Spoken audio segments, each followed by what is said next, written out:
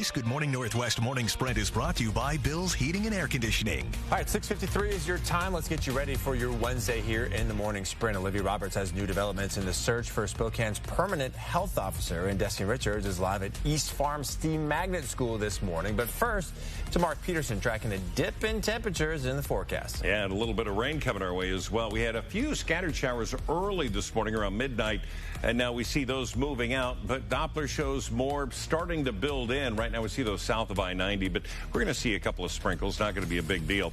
Outside activity today, lunchtime and dinner time. We're going to get clearing skies, 54 at lunch.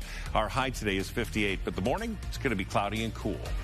A battalion chief for the Spokane Fire Department is blaming the city and the vaccine mandate for forcing him into retirement. In a letter of resignation to the mayor and the fire chief, Battalion Chief David Heiser says he filed for a religious exemption to the COVID-19 vaccine and was approved by the city. But he says the fire department couldn't find an accommodation for him, so he had no choice but to quit after 29 years and file for retirement. In the letter, he said he wanted to work for many more years, but instead, his final day will be October 15th. You can read his full letter and the city's response on KXLY.com. Well, Spokane could have a new health officer by this afternoon. It would be the first time we've had a permanent health officer since the health board fired Dr. Bob Lutz almost a year ago. Dr. Frank Velasquez has served as interim health officer in the months since.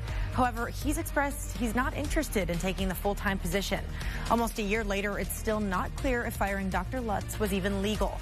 The health board and health district administrator Amelia Clark interviewed candidates for the position last week. The board scheduled a special meeting today to review the recommendations and vote on a salary. As soon as we know who that health officer will be, we'll report it online at KXLY.com.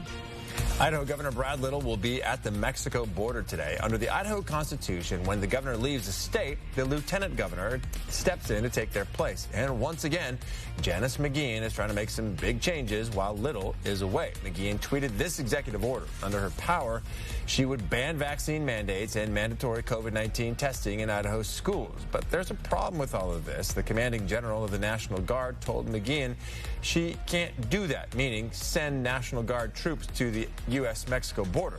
In a tweet, Governor Little said, "I'll be rescinding and reversing any actions taken by the lieutenant governor when I return." He also said deploying our National Guard for political grandstanding is an affront to the Idaho Constitution. New this morning, the federal student loan forgiveness program is getting a major overhaul. The Department of Education says these changes could help thousands of people working in government and nonprofit sectors.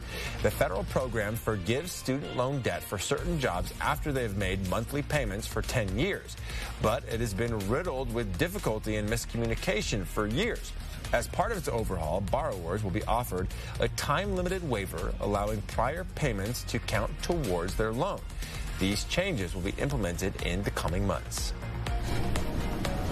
We've been live this morning at East Farm Steam Magnet School talking about a new COVID recovery art program for students still coping with the pandemic. We've been talking with the art teacher and counselor behind this program about artwork that is really going to help students express themselves, especially now that they're back in the classroom. This is available online and free for students K through 6th grade, families and educators everywhere right now on Mrs. Perry's artstudio.com. There's also a link on our website right now, KXLY.com, with more information on the program. Well, new this morning, Volvo is recalling nearly 500,000 cars due to an airbag defect. It affects older sedans like the 01 to 09 S60 and the 01 to 06 S80. According to documents, the driver's airbag inflator may explode during deployment, which could result in sharp metal fragments striking the driver or other occupants. There's been at least one death due to this defect. A new twist in the search for Brian Laundrie, a person of interest in the murder of his fiancée, Gabby Petito. The attorney for Laundrie's parents now telling ABC News that Laundrie left home to go for a hike at the nearby Carlton Reserve on September 13th, one day earlier than his parents originally told investigators. Laundrie's parents say they don't know where he is. Their attorney says any speculation that they're helping him is just wrong.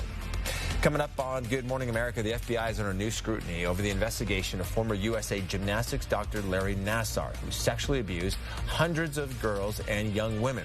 The Justice Department is taking a new look at whether FBI agents mishandled the investigation, may have broken the law. GMA has those new developments. Final check of weather with Mark is next.